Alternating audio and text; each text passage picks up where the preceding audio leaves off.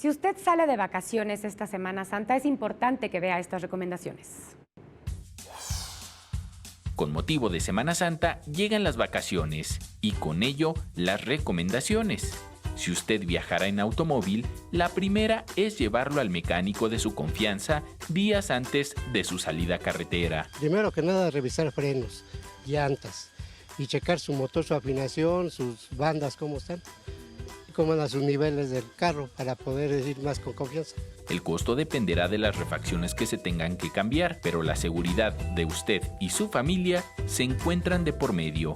Por decir aquí, se le puede checar su nivel de aceite cuando el carro ya está, ver qué cantidad le falta, por si está bien a su nivel y no está tan sucio todavía. No olvide cargar su herramienta básica para cualquier desperfecto sencillo que usted mismo pueda reparar.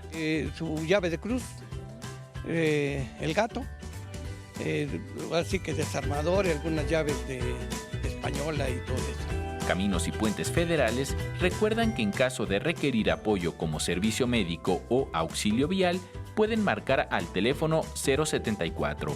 También existen torres de auxilio vial con radiocomunicación. Con imágenes de Javier Cordero, Enrique Muñiz, 21 Noticias.